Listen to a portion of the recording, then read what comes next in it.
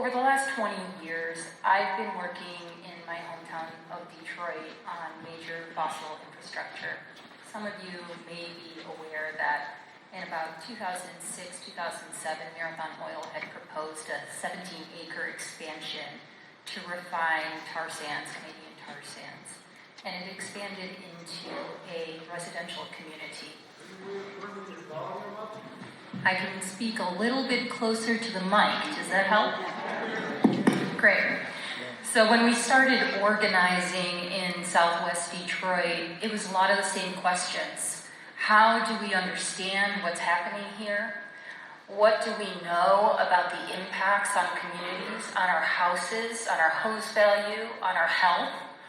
And how can we stop this? And many of you know that, of course, that expansion did indeed happen, and much of the community was razed. And what we learned through that process is that the regulatory system has a variety of different methods in which citizens have the right, through the Clean Air Act and through other federal statute, to be able to intervene, have a voice, have a say, and we had major wins. We had major wins through that struggle. Some of them I can talk about for a long time, but I think that it's important for community members to really start thinking creatively about how and where you can find information, how and where you can come together to make demands about what this thing is, and really use the systems, the democratic channels, and each other to access those to gain as much information and, like many communities across Michigan and the United States, defeat data centers. So with that, I bring that knowledge. I'm going to talk about what data centers are at a very basic level. What do we know about water, energy, and land use impacts? And some questions that may prompt due diligence. And I was able to read through some of the transcripts on meetings that you all were there, and you know much of this, but I want to affirm through this presentation that communities all over the country are dealing with some of the same things and at different scales and different ecologies, but have a variety of different success in pushing back on big tech. Next slide. So data centers are a really broad way of talking about the infrastructure for the digital world. Cloud computing, data storage, artificial intelligence, crypto, all rely on data centers. There's a wide variety of different scales of data centers, from enterprise data centers, retail data centers, industry-specific, and large hyperscale data centers like the ones that you're looking at. They also have a very dramatic range of technology and efficiency that impact their size, their capacity, and their consumption of water and energy that are not exactly standardized. So halfway through the decade, there were over 200 different algorithmic models that would help to predict how much energy one data center may consume. And so as data centers continue to develop over the decade, there has been efforts to standardize those, but there's still such a high variability of what exactly a data center is doing. Next slide. So you can see some of this, that's okay. Skipping ahead to this, there's a rapid proliferation of data centers across the United States with the introduction of generative AI. So ChatGPT has sort of busted the piñata open on how and where data centers are located. The United States is leading, with Virginia being the largest area of data centers in the United States. All over the country, there's rapid expansion. These, from the Kairos Data Centers report, are looking at Atlanta, Chicago, Dallas-Fort Worth, Phoenix, and Reno as the largest expansion areas. And of course, Michigan is now seeing this because of the new tax incentives that were passed in December of 2024. Next slide. There is also a growing concern of how much power data centers will consume in the United States and globally with a lot of variability. Again, because the way the technology both consumes on the software side and on the hardware side, and the sort of question mark on how the financial investments will unfold and at what pace, it is difficult to predict where in this variability, but it is from about a 6.7 estimated growth consumption rate to about a 12% total US growth consumption rate in the United States. So that's like putting a new New York City in the United States in terms of energy consumption. Next slide. So we're going to walk through those very quickly because I think I have about 10 minutes. In terms of energy consumption, we're looking at direct and indirect energy consumption, both at the site, but then at the power plant that it's drawing from. It can put a strain on existing infrastructure, leading to price hikes, energy overload on the system itself. In some cases, we're seeing resource prioritization issues and increased emissions from the power plants that they rely on. With water flows, we're looking at both the intake of water and we're looking at the outflow of water. And how that's managed in each data center is different. It's managed in a variety of different ways based on the system. The cooling needs, because a data center is very hot, and the efficiency in demand, which can lead to some issues that are unregulated, consumption, pollution, or untreated runoff. And the last piece here about land management that's important to know is that all across the United States, tax incentivization structures are proliferating, and that is accelerating data centers, in some cases leading to erosion of local resources. Land fragmentation is an issue, nuisance, site pollution are all risks that have been seen across the United States. Next slide. I'm going to dig deeply into each of those. With energy consumption,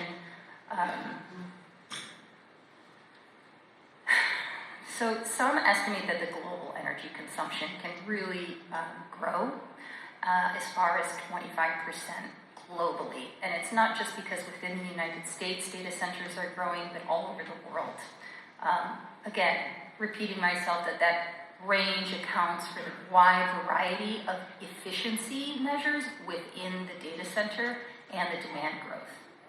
By and large, utility experts are saying that they're not yet prepared for this exponential growth in the energy provisioning. So the adequacy of the methods of standardizing these energy modeling is creating some uncertainty in energy providers that admit, in some cases, during peak load with DCs, it may exceed demand capacity within certain regional transmission areas.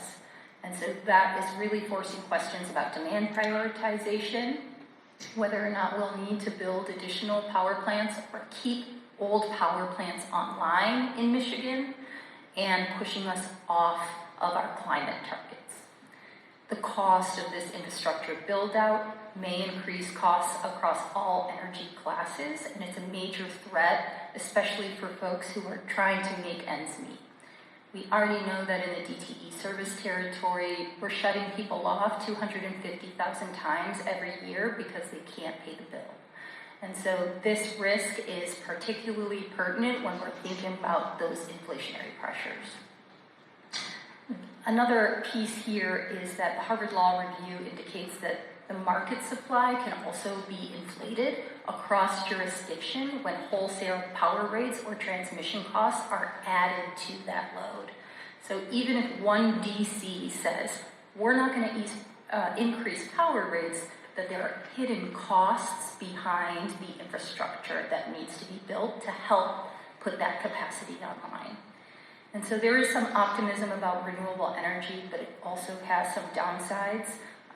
Investors are skeptical about whether renewable energy can actually provide the amount of energy it needs for round-the-clock, 24-hour day. that's pushing us into some fossil and nuclear buildup. I'm going to push to the next slide because I think I'm running out of time very quickly. Data centers, again, like energy with water, have a wide variability. The picture you see on the right has two important factors. One is called scope 1 water usage, which is what is the data center actually using on site. The second is scope 2, which is how much water is being used by the power plant that is generating the power needed for that. There's something not on here called scope 3, which is all of the components to a data center that need to be put in that place, how that water is being used in those places. Water experts are really trying to understand what the water footprint is of a data center, and it's a huge amount of water that can be used. So the Alliance for the Great Lakes is a great report that if you haven't and you want to get deeper into this issue, talk about the water and the groundwater and the regulatory systems that we need, not only to look at the local area in which groundwater may be taken up, but what that means for the next jurisdiction and that cross-jurisdictional communication and regulation, that needs to happen. The other important piece is that data centers need clean, pure water. And this is why many of them are seeking municipal water sources because it's already filtered. But whether or not that water is going to stay, or whether it will be evaporated, or whether it will be flowing out is a big question that communities are grappling with because it impacts, of course, our land and our ecosystems, the cost infrastructures, the drains, and the inflows. So I think with my last couple minutes, what I want to say about land management is that all over the country, folks are trying to grapple with what it means to site a data center. In Texas, the Agricultural Commission is now trying to protect farmland against data centers, which are beginning to take up more natural resources and threatening food production. We know that on-site generators can cause additional noise pollution and nitrous oxides pollution that states should be regulating. Can do that through air quality regulation, but the state needs to step in and do that. And also, when do we have a right to say no to data centers? There are counties in Virginia now that are investigating by right zoning that would help to prefigure a data center from coming to town and the assumption that they have a right no matter what as a private business. I think I want to, with my last minute, just plug this, which I think was printed on the table. And if you didn't get a copy, next one. There we go. You can scan the QR code. I know there's copies on the table. This report talks in depth about some of the things that I'm talking about. It has additional resources within the packet, and Ben Green is a well-respected scholar at the University of Michigan. So thank you all again for coming tonight. And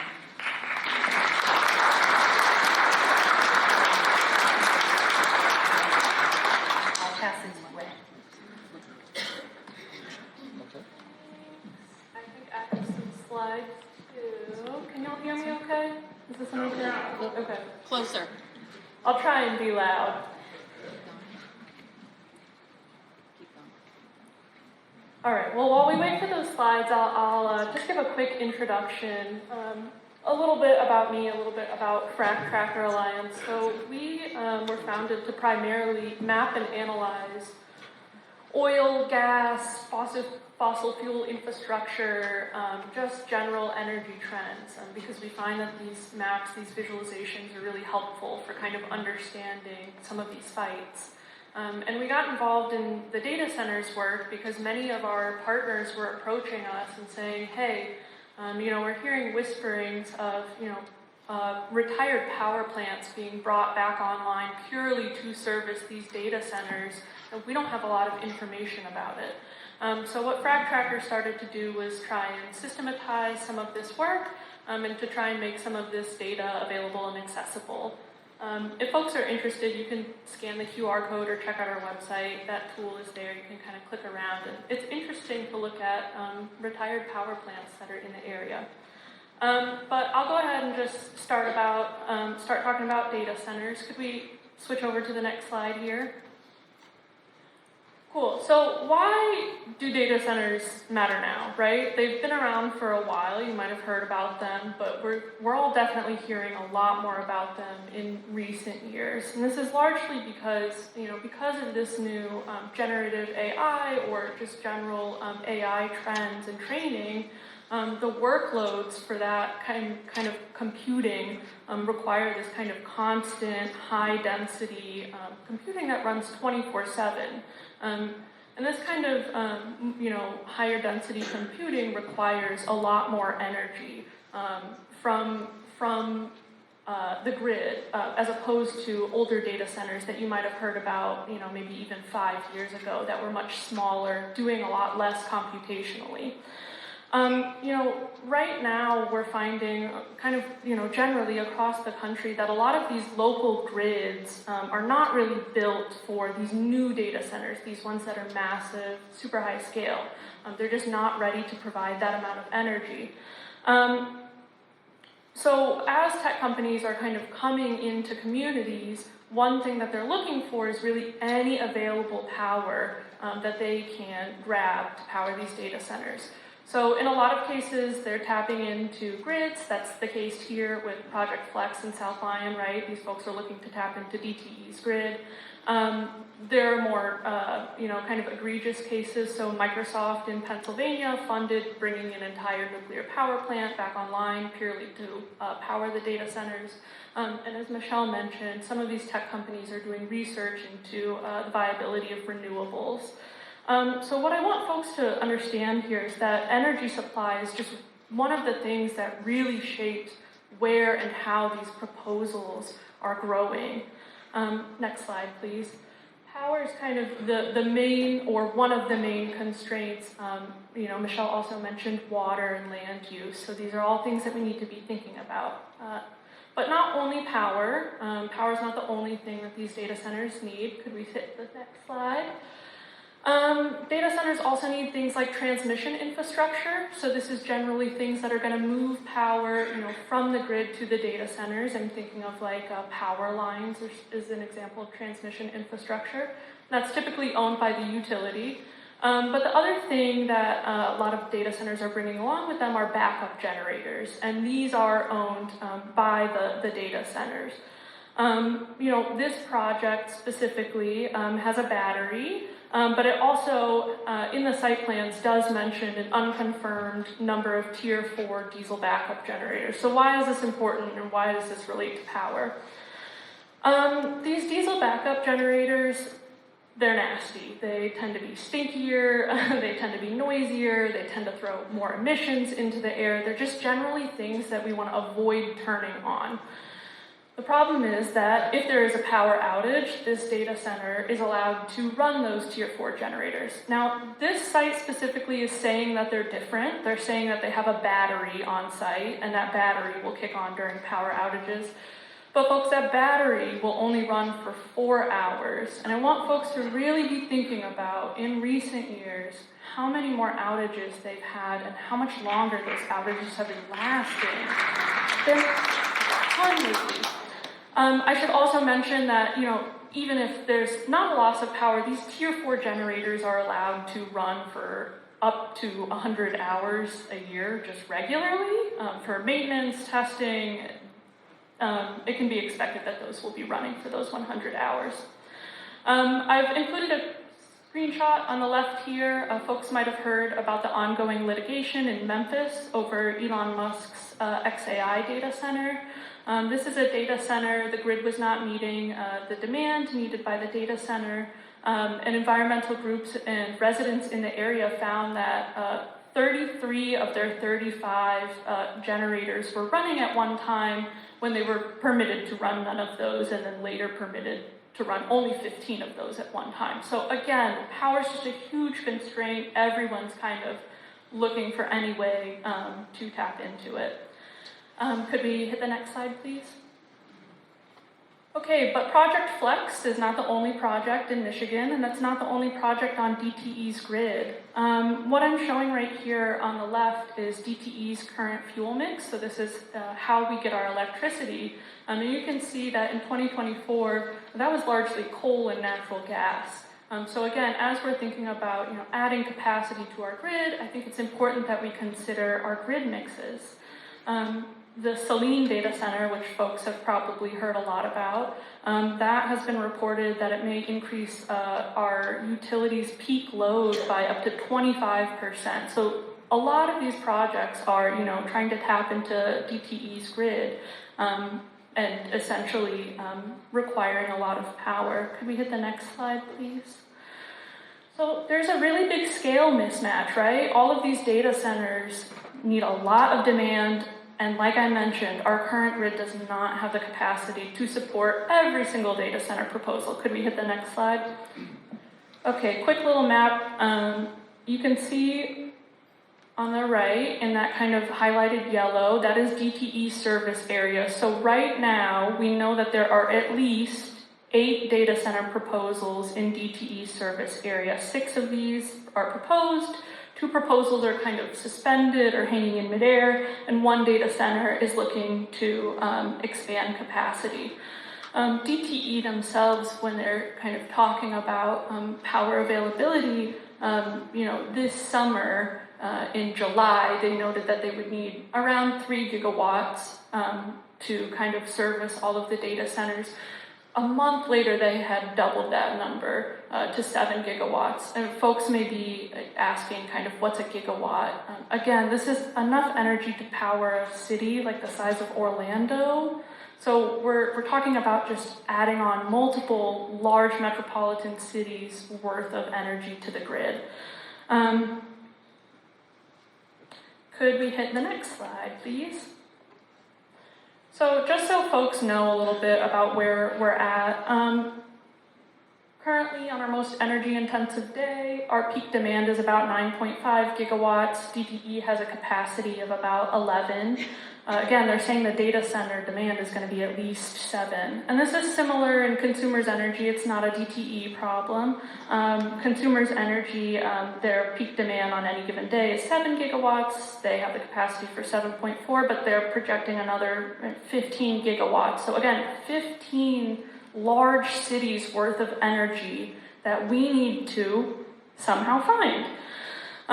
But of course, this energy doesn't just come out of anywhere, right? So who's paying for the energy and where is it coming from? Next slide, please. Unfortunately, kind of across the country, we're seeing that a lot of these costs are being shifted on to residential ratepayers like you and I. Next slide, please. In order to understand this, I have to talk a little bit about utilities, which can be a little bit boring, a little bit complicated, so bear with me here.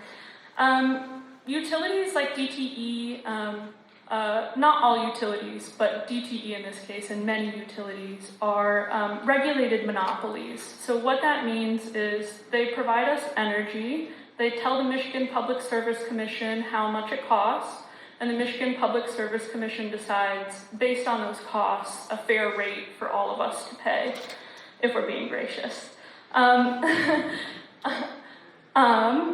If, let's say, DTE or another utility was to provide more energy to do something more for us, to add more infrastructure, they can ask the Michigan Public Service Commission for a rate increase, so we would all pay a little bit more. Stick with me here.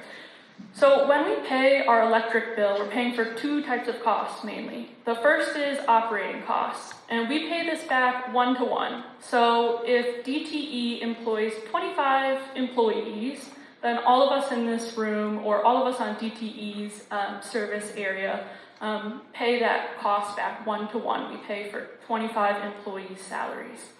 However, these capital expenses, things like transmission infrastructure, new power plants, any large grid investments, these are considered capital investments. So when DTE, who is investor owned, wants to add more power, they foot the bill for it, right? They essentially, their investors pay money for it. But when we pay our bills, we pay it back at cost plus a little extra because they footed the bill for that upfront kind of large investment. You know, kind of at best, this might make sense in your head, right? That, okay, they made a really large infrastructure investment that got me electricity, I'll pay a little bit more for that. The problem is when we talk about these data centers and capital expenses being collected back at profit, these data centers allow these utilities to justify a lot of infrastructure investments that we may or may not need for residential ratepayers. These costs can then be passed back on to consumers. Next slide, please. Again, if I'm being generous, I can say that you know, the Michigan Public Service Commission may be doing their best to set as fair a rate as they can, but the problem is that there's a transparency issue, right? So the corporate utilities that are in Michigan are sorry, I lost my train of thought. So the corporate utilities in Michigan, they just know more about their systems than the Michigan Public Service Commission does, and then what we do. They're able to kind of use, you know, their lawyers and their large teams to argue for these quote-unquote necessary rate increases. You know, data centers and utilities all kind of stand a lot to gain by being quiet about these projects, by not giving you information about these projects. And, you know, current Michigan law is really inadequate in just addressing these costs potentially dropping down to consumers.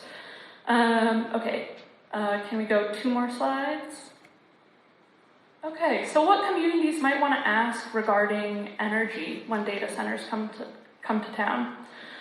I think you're going to want to know about projected energy demand, peak load, and ramp-up timelines. For this project, I don't even have a final number that I can put into our tracker for how much energy it's going to use. Communities might want to ask about who's paying for transmission, generation, grid upgrades, because like I said, current Michigan law is not super adequate in making sure that we don't take on those costs.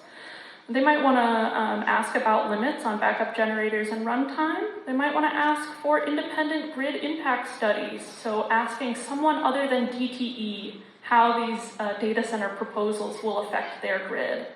And lastly, communities might want to take a little bit of time asking about protection. So what monitoring can we put in place? What enforcement exists? These are all just questions that I would be asking before I'm jumping up and enthusiastically saying yes to a project. That's all I have, folks.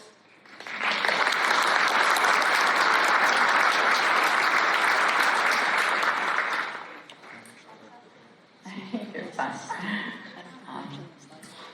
Minodilika Nicole Dishnakas, Quajan Dojuba, Wagana Casino down the Shnabekwe and down, Mishiki Dodamanda, Wabanam Nadako. So, my name is Nicole, and I'm a tribal citizen of Little Traverse Bay, Bansville, Bawa, homelands, Petoskey, Harbor Springs, Cross Village area. I've been living in Lansing for a while here.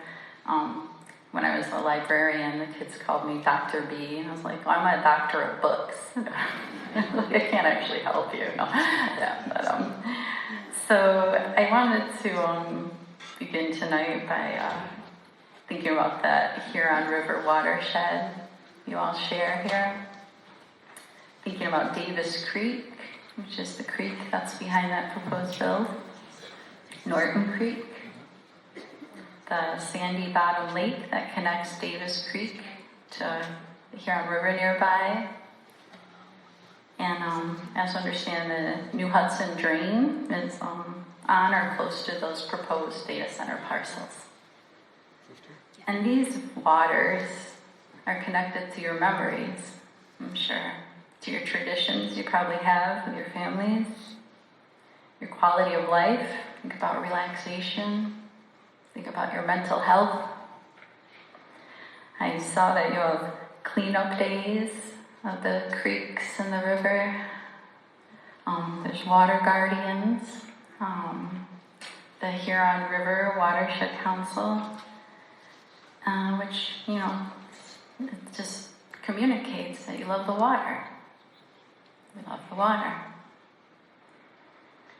And so any deficit of care, I think, reflects political priorities. It doesn't reflect the people's priorities. And when we think of a deficit of care for the water, we have myriad examples. Superfund sites all across our state, all across the country and world, brownfields, harmful algal blooms. And what these damages share in common are certainly, they probably came along with a really great story of how good this was going to be for the economy, right? It's going to be jobs. And that extractive economy continues apace and is inextricable from this kind of norm that we've all found ourselves in, where industry lobbyists and their money determine what the priorities are politically. A lot of you probably signed that money out of politics petition. Please help us collect more signatures. Because DTing consumers currently, what they want, they get. And those political priorities become inextricable from pollution. And they mean the displacement of peoples. Certainly I think, we know the history of tribal nations. That's clear. I say to my kids sometimes, I'm like, oh, I think we're about 1% of the population. Like, oh, that's not much. I'm like, it's kind of a big drop from 100, but yeah, Displacement of wildlife, the literal displacement of waterways. We think of ghost streams, waterways that are literally paved over in different places. And the degradation of the water herself. She's a living entity, a feeling entity. Often among water protectors, we'll think often about and share a work of a Japanese scientist who was really interested in the microscopic kind of changes that occur in water. And I think we all realize I bet if you look under a microscope, it looks different as a solid or a gas, right? But this researcher, the scientist, realized that the microscopic property and composition of the water changed when he spoke angrily versus when he spoke lovingly. Yeah. Even words written and attached to the water, hateful words versus loving words, the composition of that water changed. And so we think of the water in that manner. In other places, indigenous nations and allies work really hard to get rights of the rivers, right? Ascribe rights of nature. These are living entities. These are complex systems. So when Amanda asked me to come and speak of the water a bit, there's a lot of very disturbing data and studies and verifiable impacts out there. Amanda herself made a really great course of study through MyCAN, Michigan Climate Action Network. You could search. I always put -AI after all my searches because, I don't click on it. I don't use it. It's getting harder and harder to opt out. They're not asking for our consent. They're not asking us to opt in. They're making us opt out. But, you can read about the many known dangers of data centers and AI that they pose to the water, the massive use, and even something like, the damages for the water, right? And also the continued degradation of her. And even those closed loop kind of loopholes people throw out there, those chemical accumulations, they hurt her. All right, that's harmful. So I wanted to come here and also uplift. There's alternative work to be done. There's jobs associated with restoration, right? With remediation of the damages we've already had to take in and bear from the water into our bodies. There's recovery, there's retrofits, right? Instead of keeping fossil fuels online for data centers, we can be jobs on the ground of retrofitting buildings and going towards energy efficiency. That'd be a massive drawdown. This is not the time to be doubling down on fossil fuel use. And thinking about watersheds and your home riverways, thinking of that as an organizing principle for our work to be done. I say work on the ground with the water. Success measured by the return of our more than human relatives. The species like a mick. I like to wear this that my friend made. It has a beaver on it, a mick in our language. And I'll sometimes hear discussions about like, oh, this $1 million project to create a pretend wetlands. Like, someone does that for free. You just kind of let them do their thing. So I think of a mick often, and actually their bodies act as filters, but they can't filter the poisons that are going in, from the extractive norms we were discussing. Think about memengua, butterflies, the return of those pollinators. I read somewhere some butterflies, they're losing their color because they don't have the flowers they were accustomed to and grew with these many millennia. They're losing their color. They're becoming duller. And, often we'll hear about, oh, there's a mental health crisis. People are sad. Well, we grew with millennia, over millennia, with our relatives, with the sounds of the trees and the waters and the colors we were accustomed to. And we need them. Thinking about ducks, right? Sheep, gigong, those fish. The heated water when that gets put out, the poison water when that gets put out. I think we'd rather go fishing with envisioned grandchildren or real grandchildren and say, hey, look on this screen, this is what a fish used to look like. So, also in terms of work to be done, even upgrading neglected water infrastructure. Those can be union jobs, local union jobs, and that's needed across our whole state. I think talks about carbon capture. Well, no kind of on paper technology that they're looking towards to kind of just juggle the books about what their carbon neutrality is. Nothing that machine vision can attain would match what restored soils actually can absorb of carbon. So soil organic matter, restoring the living soils, absorbs carbon. That's what our lands can be used for. We pave them over with these monstrosities, with more concrete hellscapes. That's us losing that opportunity. So, thinking about the big industry interests of tech bro billionaires, these oligarchs pushing unregulated AI for AI slop, for surveillance, job loss they admit to. They count on players like Project Flex to provide cover of reasonable concessions, right? And we need to realize weakened rules for air and water, that's the rule. And that's in hyperdrive right now. The APA is considering not even thinking about the cost to human health anymore.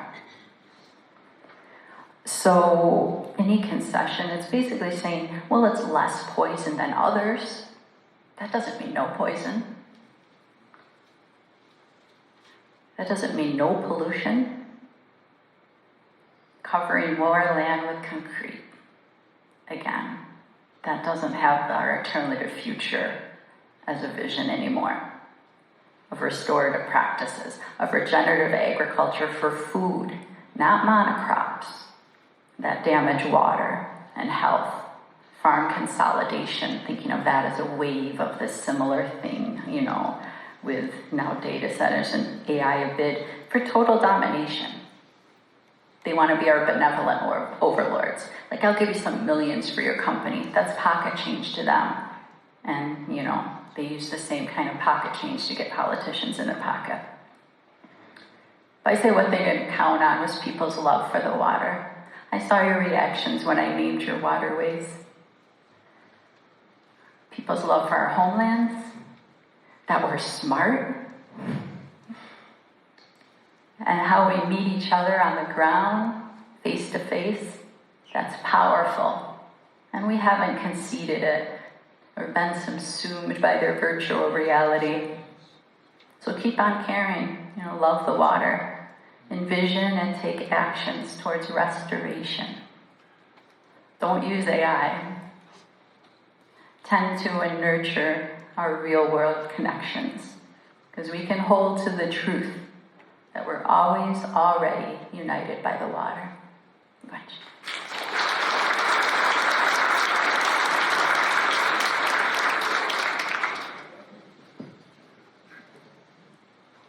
My turn, I guess.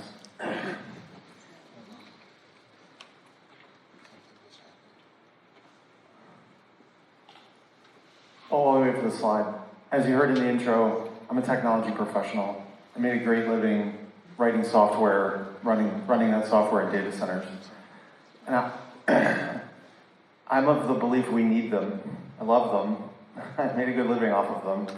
But we need them in the right place. I think that the vast majority of elected officials who are voting to have these in their community think they're doing the right thing long-term financially for the community. And I think they're overlooking the risks. And what I've been doing running around the upper Midwest is trying to educate people on what those risks are. At the end of the day, if the community wants to look at the risks and the rewards and decide the rewards outweigh the risks, then more power to them.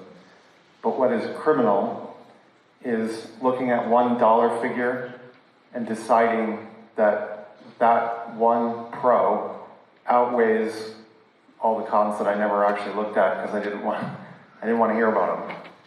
So I'm going to walk you through technological and financial risks that I see from my perspective as a almost 40-year professional in technology. And maybe we'll have slides. There's a horse picture on there. Everybody loves horses, right? Technical difficulties. That's okay. In the interest of time, I'll keep going. There's one thing in technology that everyone agrees on. It's called a hype cycle. And if I can, I'll draw the graphic for you. Backwards. So if you remember the dot-com bubble, the internet was a thing for the first time, and everybody said, oh my God, it's going to change the world. And so all of a sudden you have these new crazy companies being built with no business model, and lots of data centers being built, and lots of stuff being overbuilt. Just pure craziness. And so you go up this path to the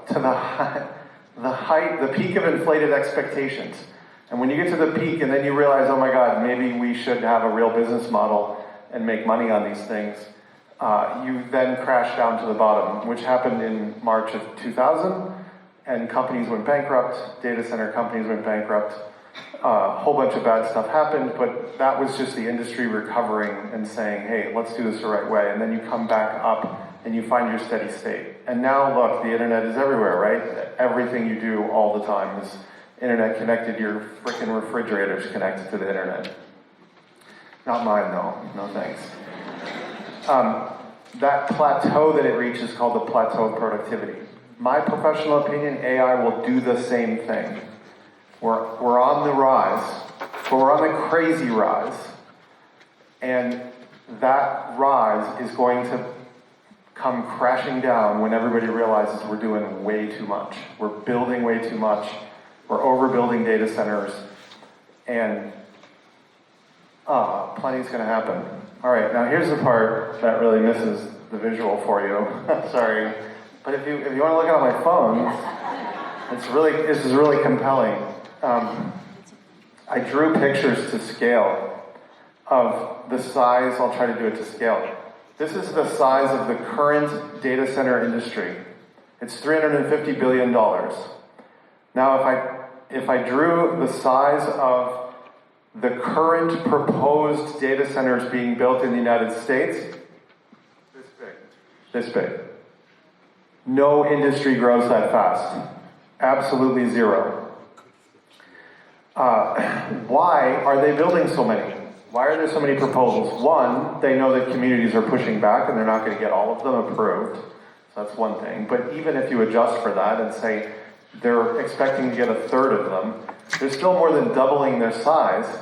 No industry doubles its size in a couple of years. It's crazy. But there's a mad rush to put artificial intelligence in every technology product, every system, every place. And it's a very expensive technical operation. If you take something very expensive and you put it in everything and you multiply those two things together, you get $2.5 trillion worth of data centers being built. However, nothing in technology ever stays static. There are a group of people right now in their mom's basements cranking away trying to make that problem better. The problem being artificial intelligence is too expensive an operation.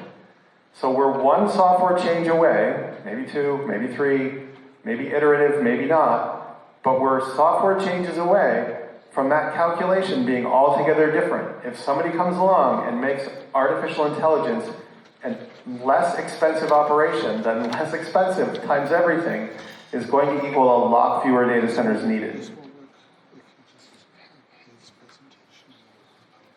All right. Obsolescence risk. How many of you have technology in your pockets, in your car, at your home that's more than 25 years old? Not a lot. Well, maybe you. I should have warned you ahead of time. You're not allowed to answer these questions in a manner that I've not approved. The average age of a data center for the last 40 years is 15 to 25 years.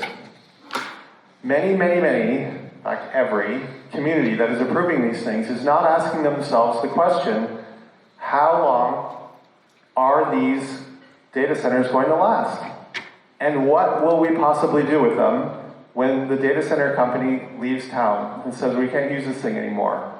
They'll sit on it empty for years on end. Maybe they'll sell it to somebody. In my community, I went out to commercial real estate experts and said, hey, take a look at the building specs for this. Low ceilings, no windows, lots of power, millions of square feet.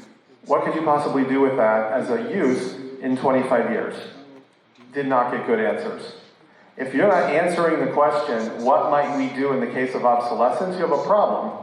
If this is a manufacturing facility or a warehouse or something standard that we've had for years and years and years, you likely have a 90-year time horizon. Nothing in technology has that kind of time horizon. They throw technology away like it was a used tissue. When it's no longer usable for their purpose, they will toss it. As soon as the math says toss it, they'll toss it. The technology is always changing. Will hyperscale data centers last longer? By the way, you know what a hyperscale data center is? It's a really big data center. So we make up fancy words for things too. It just means really big. Will they last longer? Maybe, because they're spending so much money on them, they'll be incented to try to squeeze more life out of them, and the math will last longer. But 30 years, 35 years, that's still within the planning horizon of a town or a city. You have to ask yourself the question, what are we going to do with this building in 25 years? Will we be in a good place? If you look at what Saline Township did, it was the most magnificent contractual obligation ever. They required... Woohoo! All right, now we'll start over. See, there's the horse picture. They're all rescued, by the way. That's the new job. If we go, oh yeah. That's what one of these monsters looks like, by the way. I'm driving 40 miles an hour and it takes a minute and a half to drive by the whole thing. Oh, but they're gonna hide it with trees. I know. I'll plant trees for you. It's good. Saline Township forced in the contract that the developer buy a $10 million bond, and if the building stayed empty for more than 5 years, the bond would be used to destroy it. If your village or town or whatever you call yourselves is not answering the question, what are we going to do in the case of emptiness, they have a real problem. And the reason why you have a real problem is not just because the eyesore is going to be empty for 5 years, you're going to lose all the tax revenue too. When a commercial real estate building goes empty, the tax revenue goes to near zero. And we'll get to that little problem in a minute too. Okay, that's your hype cycle. Everyone agrees on it in technology, by the way, and technology people don't agree on anything. There's your 2-scale bubbles, keep going. Obsolescence, one more. All right. Risks in their own words. If you ever want to know the real truth about a company's risks, you go read their 10K, their annual report. That bold text, if you read it real quickly, is full of stuff that says, we have a lot of risks here. Technology could change, customers could go bankrupt, a whole bunch of stuff can go wrong that renders a data center inoperable, empty, no tax revenue, etc. This, by the way, is publicly available material. Look at it at your leisure. Let's keep going. Financial risks. A huge mistake that townships are making. They don't understand that chasing money costs money. Every person that's ever been in or run a business knows you don't just get sales by putting a shingle out and saying open for business. You have marketing costs, you have legal costs, you have personnel costs, etc. The legal costs of doing business at this scale with this size of a company is simply just not free. So if you're getting a pitch that we're going to get X million dollars a year in revenue, how much is that going to cost you? It's not free. You're going to have legal expenses. I looked up Mount Pleasant, which has a big Microsoft facility. They spent $1 million in legal fees last year, and they want to spend $600,000 in the coming year. And it's perpetual. It's always $500 to $1 million. It is not a cheap date. And what we heard in our village was, yeah, it's free money. Like they're going to set up shop, they're going to build, and then the money rolls in, and nothing ever changes, and it's great. And it's not. Tax concentration. No one with an investment portfolio would ever listen to an investment advisor that says, I want you to put all your assets in one stock that's highly volatile. No one would do that. You'd fire them right away and you'd find somebody a little wiser. So ask your village of township officials, what percentage of our tax revenue is going to come from this one customer or taxpayer once we get the thing fully built out?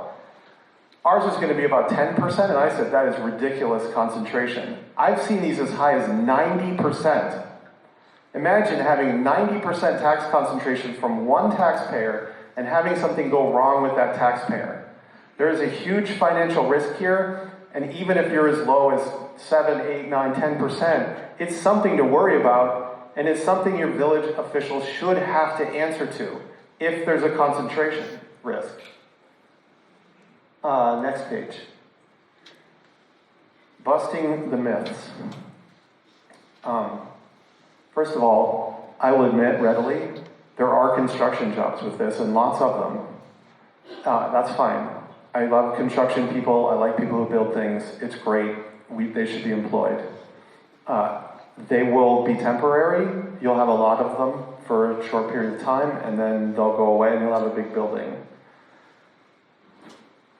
I don't know specifically what you're being told what the benefits are, but the ones that I hear all the time that I'd like to dispel are data centers employ high-tech staff.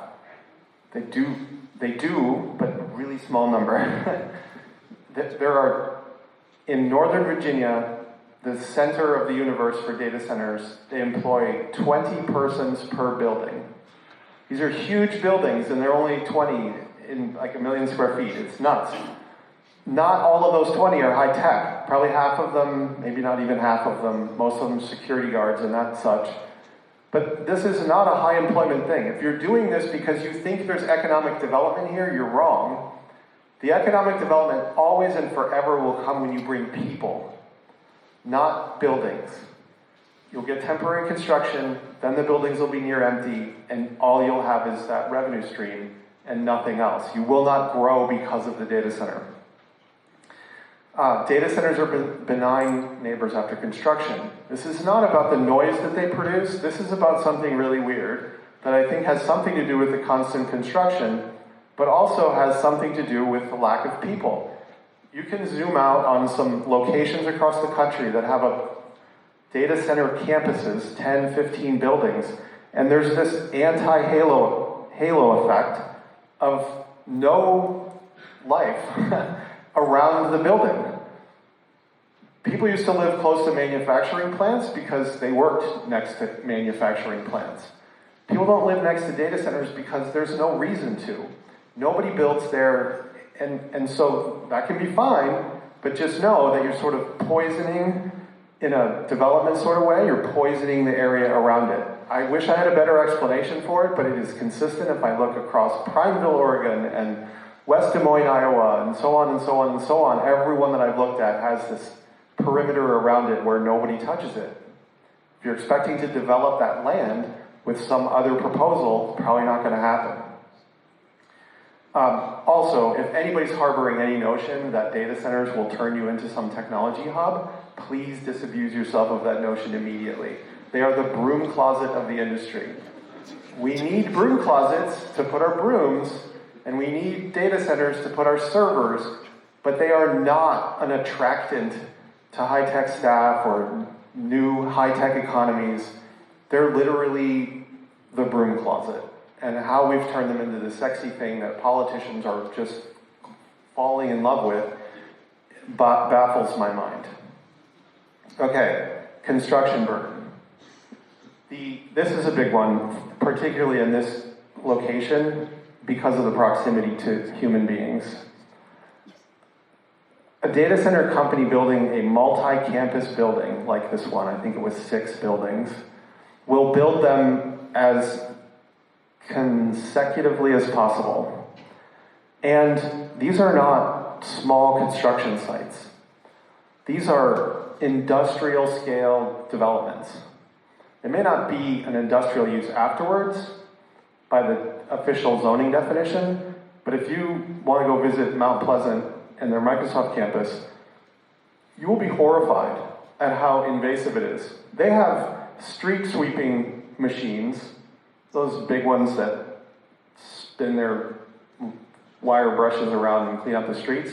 They run for 10 hours a day, 7 days a week, just to clean up all the dust and debris that the construction site puts up. By the way, the construction in Mount Pleasant is 10 hours a day, 7 days a week, for years on end. You need zoning changes to account for an industrial scale construction of, even if you want to call it a non-industrial use, you cannot visit this misery upon people that are within a mile of the site. We went and visited people because our village did it, and we said, tell me what the experience was like. And I quote, I wouldn't wish it on my worst enemy. And I quote, I made it through building 1, but I can't take it anymore. I'm selling my house at any price. It is not, I called it sadistic to my own village. They didn't listen to me, but we got them pulled, so it all worked out in the end. It is a huge deal that needs attention from your township. They just cannot do that to people. There should be protections in there that force the developer to buy land within a mile. There should be protections in there to lessen the number of days per week, the noise level. You have a nice noise study that says, oh, by the way, when we get through the 6-year construction cycle, it's going to be really quiet. But what if you have to sell your house in that 6-year period? What if you get a new job and have to move? What if you have financial troubles and you need equity in your house and you need to leave? Any number of things can happen to you in that 6-year period, and you're just SOL. It's not fair to the people, and if they're not looking out for you, who the hell are they looking out for?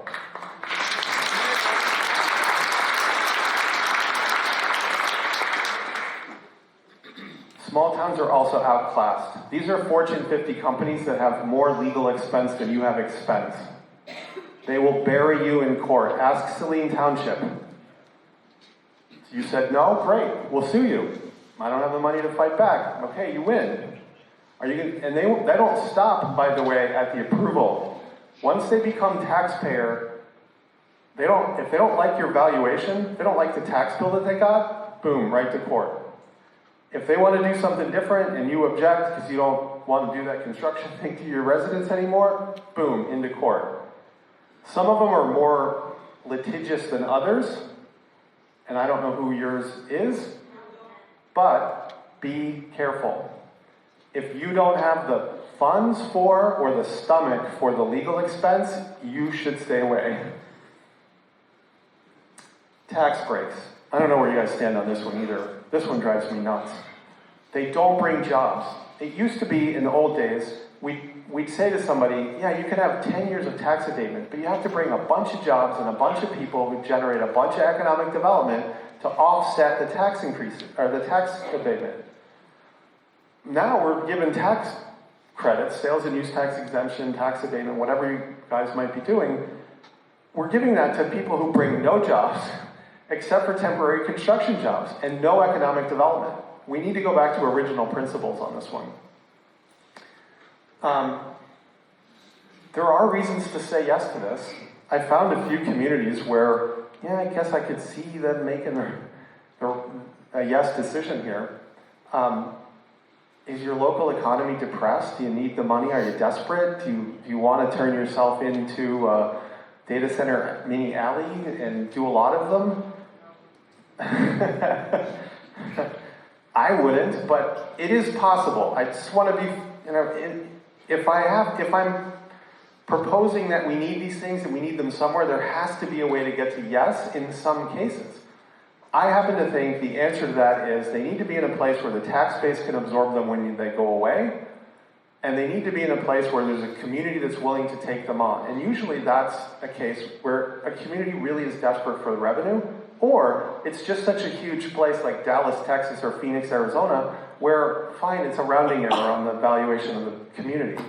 And there's no big deal if they go away. And by the way, they have the legal expense to fight. There are a ton of reasons why not to do it. In my opinion, I've yet to meet a small community where this is the right thing to do.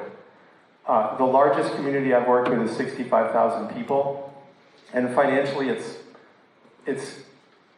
less of a problem for them because it's not quite as much of a concentration risk, but anything lower than that, it's just too much. These are multi-million-dollar tax payments per year, and they are just giant footprints on your tax base, and you're just asking for trouble. Or you need to go to Vegas and bet more, because it's like just betting everything on one number on the roulette table and hoping for the best. The technology industry is a hazardous industry. They're flighty, they're crazy. They'll throw your technology away tomorrow if it makes sense. Be really careful out there. It is not the place where you want to bet your community, in my opinion, and I was in it. We have one more? Yeah, this is why they're here to say yes. And in fairness, this can be a good reason to say yes for some communities. Prineville, Oregon, my favorite place. They were a depressed economy in 2008, and they said, we got nothing, we're going to go do a few of these things, and they've been doing them ever since. And it's working for them, so to speak. I'll be curious to see what happens when the construction stops. But they are chasing the money. Next slide. I'm available, email, phone. You can find me. I'm getting more attention than I ever wanted. But, moral of the story, if anyone tells you it's all risk and no reward, or all reward and no risk, immediately distrust them. There have to be places to do these things. And the other advice that I would give everybody, if I were a village official, and I hope to be in April, if I were a village official, I would want to sit on the sidelines and wait to see what happened with the bubble. There's no doubt in my mind there's a big bubble here that's going to burst, and there are going to be a lot of half-finished campuses. And if I'm a village official and I'm looking at a 1,000-acre parcel and I want to figure out what the right thing to do is to maximize its use for my community, this is not the bet to make. Because if they use 200 acres of it and the rest of it stays empty and they don't do anything with it, that's not the best use of the 1,000 acres. So just purely from an economic development perspective, it is a risky bet to go do one of these things right now because of that bubble. Okay, I hope I didn't go too long.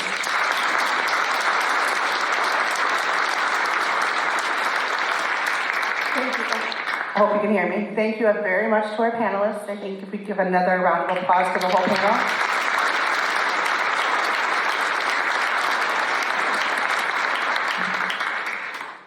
I'm sure that you have some questions. And we don't have a lot of time, but if you do, there are microphones on either side here. You could go up and get in line. Please keep your questions succinct. Please don't ask the same question again. We'll move you along. If you have accessibility issues and you would like to ask a question, please throw your hand in the air and we'll have someone bring you a microphone.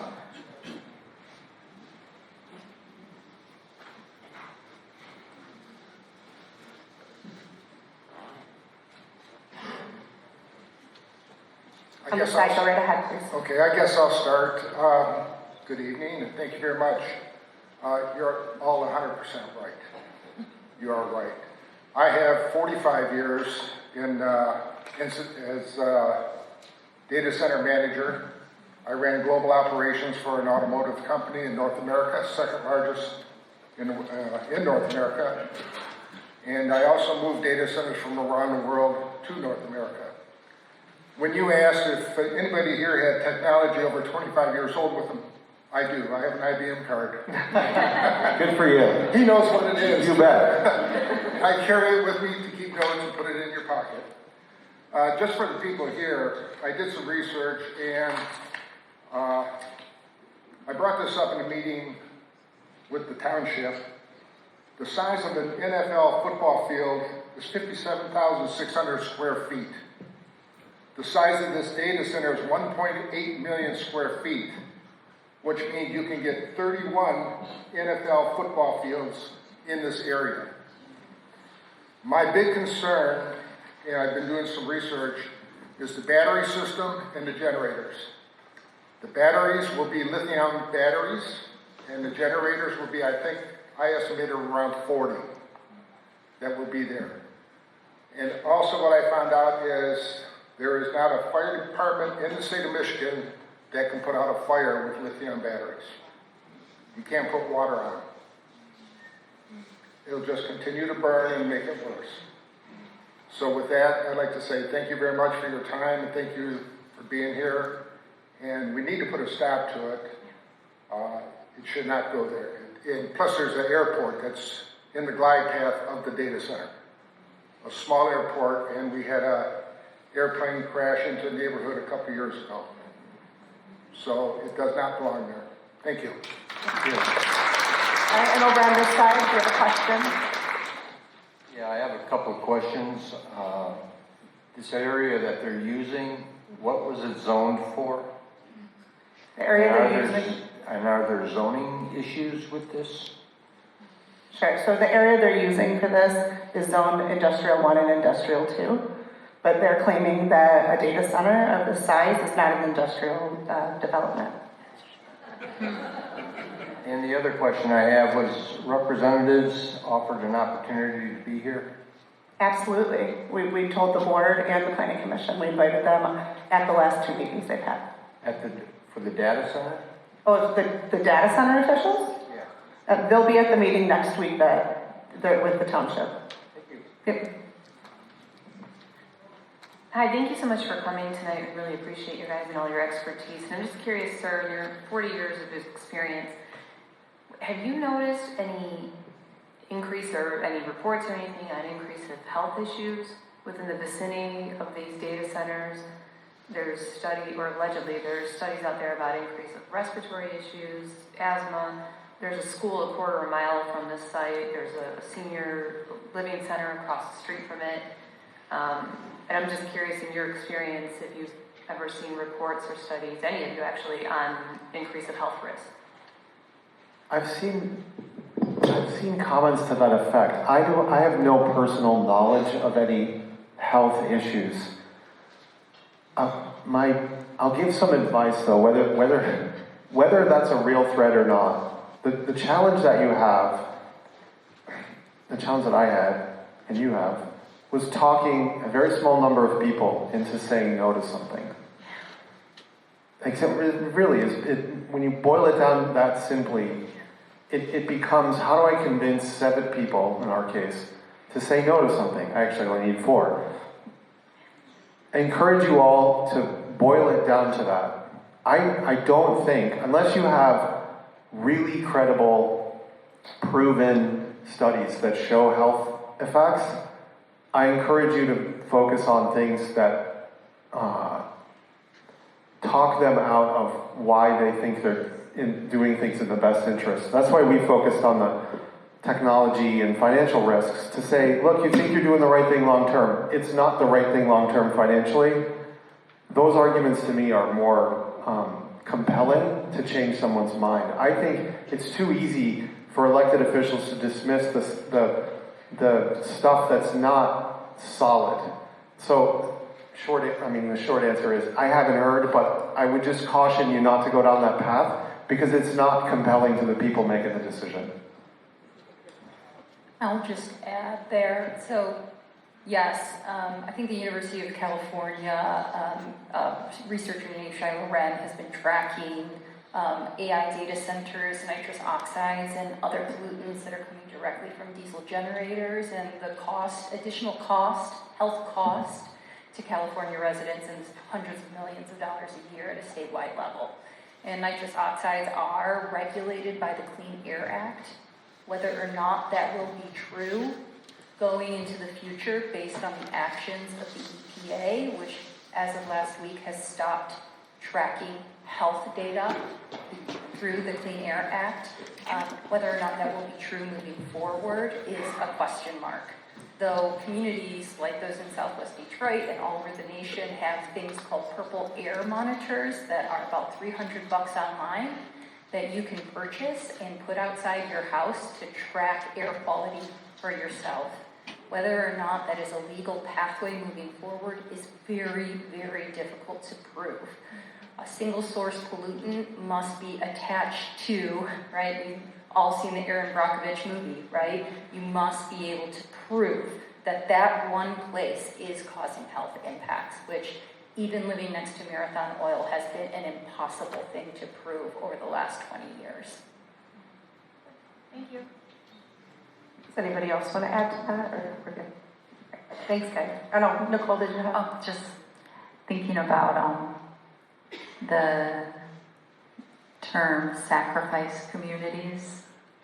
That's been an ongoing risk that the profiteers are willing to take. And there's an article that was in Rolling Stone actually about a community where people just were getting nitrate poisoning near a data center. So there are health impacts, and whether you're 7 or 4 people care about it, you should care about it, right? And there are ways to attach it monetarily if that's like the only thing that they can manage to hear, right? There's cost to sickness, but it's pretty shameful that the burden of proof that it's not enough that, people are getting sick and that cancer rates are rising. So there's, that history of sacrifice communities, and we don't want, you don't want your community to be sacrificed. So, it's pretty simple terms, and yeah, I really commend you all for taking care of one another. Thank you. We're going to go over to this side, please. Yes, I was just curious, have you, in the communities that you've seen, like in our case where the planning commission has like pushed this through, hush hush, and then, comes out 3 months later and we're trying to see what their avenues there are to stop it. What have you seen when it's gotten to this point that has been successful to have it stopped or reduced or moved? I guess, like Preston, you mentioned focusing on, tangible data and things like that and trying to convince them to say no. Well, we've missed that boat because they said no, or they said yes in a closed room without anyone's input, right? And notifying the public. So I guess, have you seen any communities successful in pausing, stopping, and what tactics have you seen used there that were successful? Well, everybody's zoning is different. Everybody's processes are a little different, certainly across state lines. Our planning commission voted 5-2 to approve it, and then we convinced enough board members to vote no. So to be clear, I want to make sure everybody understands how this project went, so we can answer the question, so you have all that background. The planning commission voted yes, but because they are claiming this is approved use, it doesn't need to go to a board vote. So we're being told it's already approved. So it seems to me like the avenue to stop it after that is a legal avenue to challenge that assumption that the board doesn't have to approve it. And have you seen anything like that successful in any communities or anything outside of the board approval changing that has been successful in other communities to pause or stop a data center? Every community's in a different spot, different proposals. I've seen multiple communities successfully fight back. They're all in different situations because everybody's situation is unique. The challenge you have is understanding exactly the process you have and engaging legal help to try to figure out what your avenue is. If they're claiming already done, nobody really has to approve anything. That's a unique one. For me, I have not heard that one before, but that sounds, if it were me, I would go after them legally to challenge that. I think we should. Yeah, I'll just add, and I'm not a lawyer, so I do recommend contacting a lawyer, but you can look as close as Howell, which has put a pause on the decision-making process, at least to do due diligence. And we're finding across the nation that investors get very skittish, actually, when communities fight back, because they can very quickly choose another site and begin to initiate the process like they did here in 4 months somewhere else.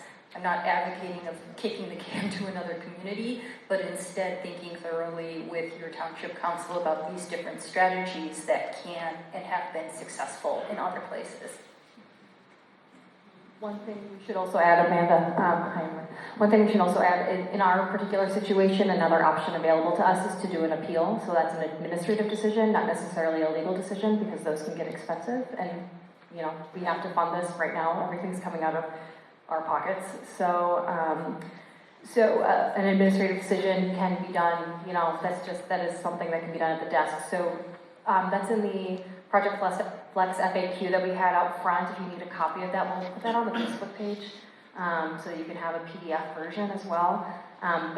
So once approvals start kind of coming down the line, we can appeal at those approval levels. And that will go to the Zoning Board of Appeals.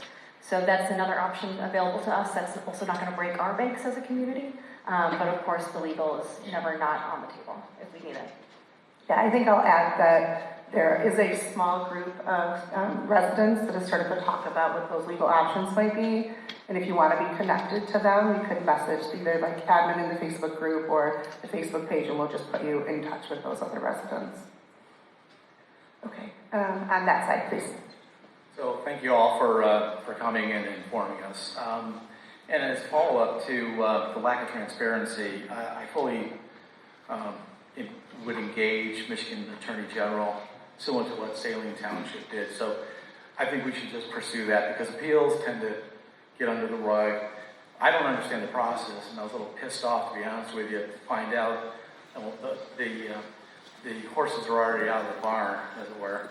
One of the questions I have, though, is, given the lack of transparency and documentation, where are the independent third-party geological, hydrological, and noise pollution studies? I haven't seen anything to that effect, and I'd like to know where those reside currently and how they made their decision, because it just seems like, they basically were paid off and off we go. So lack of transparency, in my experience, has always resulted in corruption. So, and I've been in IT for 30 plus years as well, so I've seen that game played many times over. Thank you. Yeah, I think I'll go ahead and tell you that there are no independent studies that have been done. We've been given a water study and a noise study from the developer. And you can look at them. They're pretty, kind of funny. The water study claims the most water use will be like flushing the toilets at the facility. So that's already skewed. And I'm not going to belabor the point about electrical consumption because we know what that's going to look like, and water consumption and redistributing that, quote, pure water back into our aquifers, since most of us are probably on wells. That's a great impact to our community at large.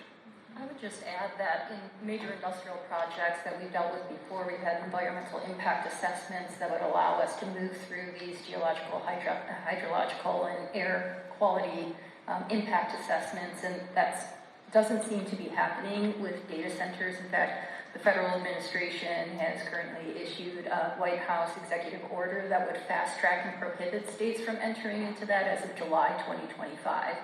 So we are struggling to understand how citizens can participate in permitting processes and gain information when that typically would have been played in a role by either the federal government or empowered to the states. Thanks, Michelle. And then over on this side, please. Hello. I hope that the gentleman at the end would be willing to number one, give out that information and those slides to folks who are looking at doing something here, because that's, in my opinion, the most relevant information that you could possibly use to fight this or could. So my other point is, I'm a journalist. I've had a long career, something like 45 years, and I'm still doing it. But one of the problems is we no longer have newspapers to speak of. We no longer have reporters to keep an eye on government officials. And just as an example, one of the papers I used to work at, which is no longer in existence, used to have maybe 40 reporters full-time. That paper now possibly is down to 2. So that's an issue. Everyone here should be contacting the media about this.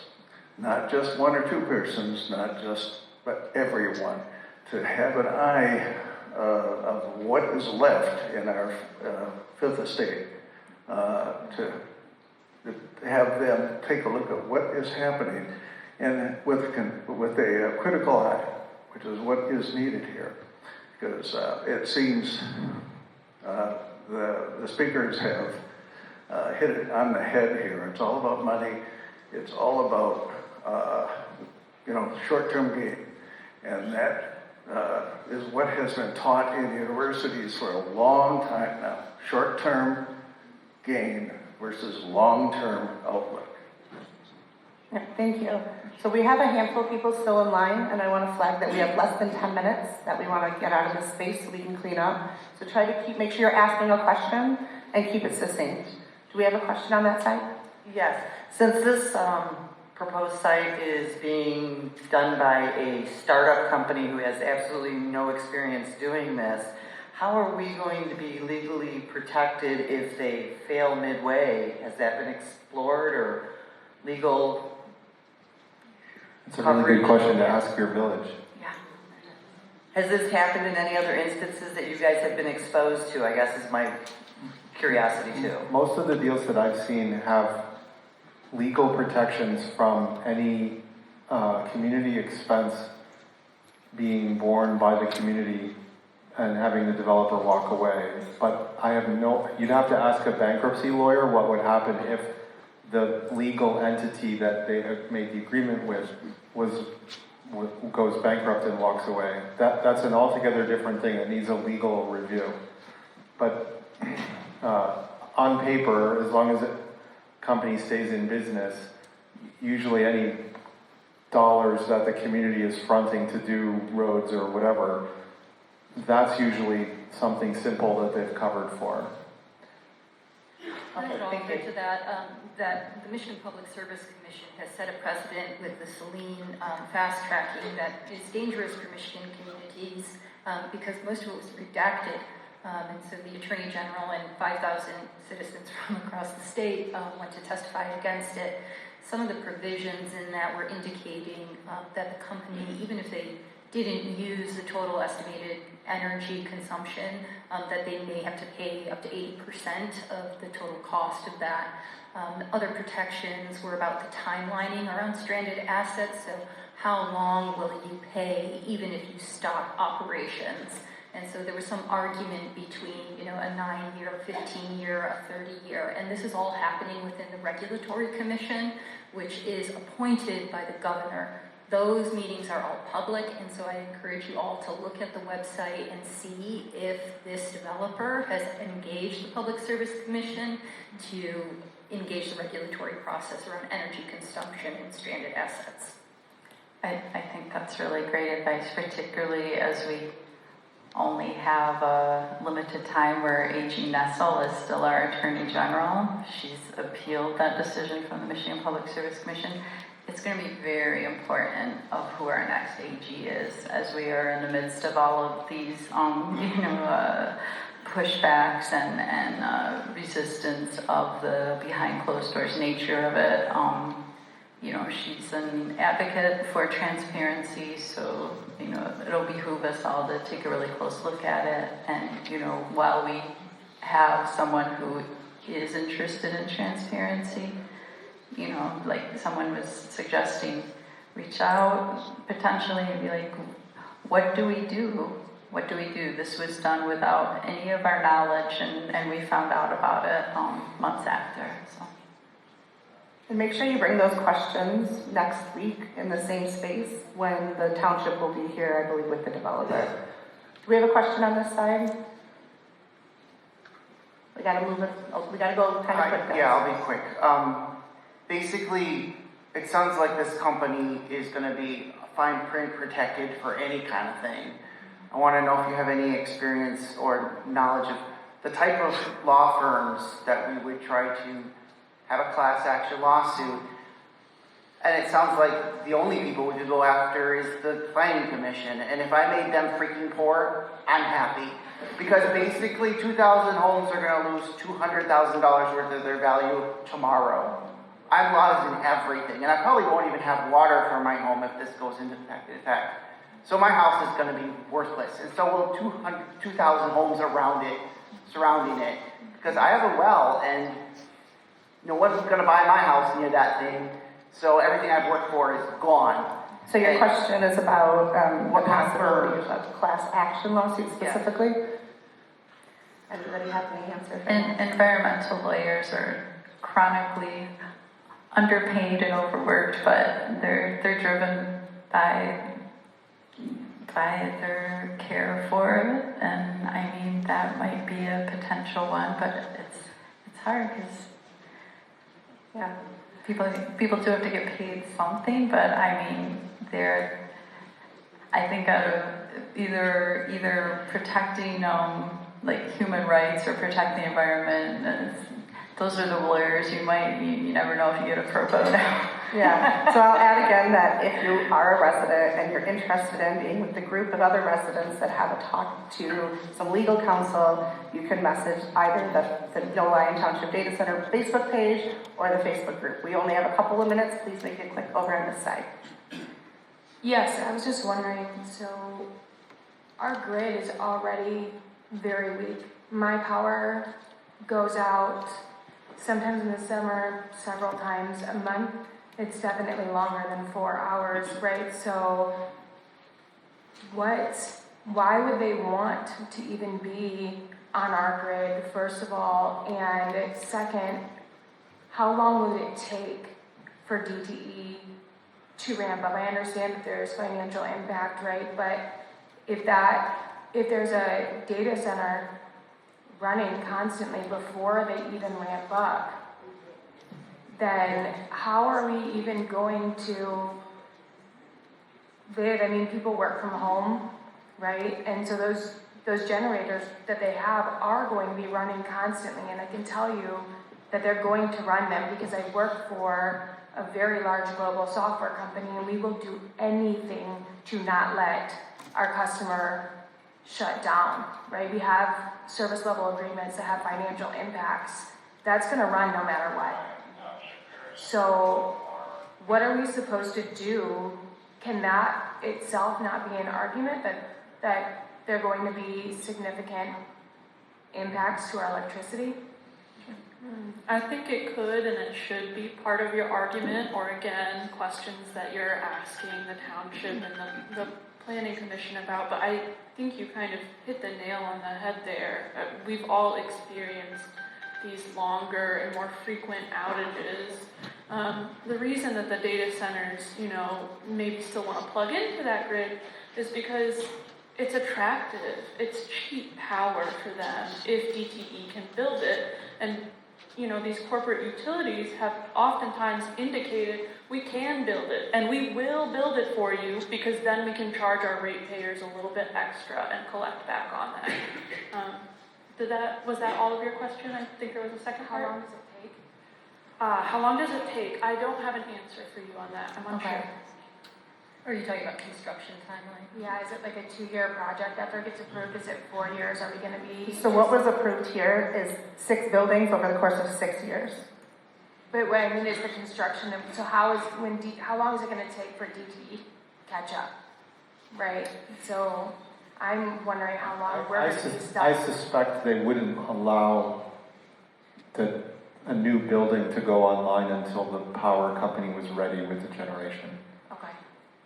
Thank you. But the flip side of that is you have a plan that's 6 buildings over 6 years. They'll miss that schedule a little bit, and it'll be 8-year-long construction project. Thank you so much for all of the questions, and to our panel. I know we have a couple questions that didn't get answered. The sheriffs are already in the room to tell us we got to get out. So what I am going to ask you to do is you can submit your questions to the page, and I will put them in a Google Doc and share them with our panel today. And they will, if we don't have the answer, we will ask them for it or somebody else.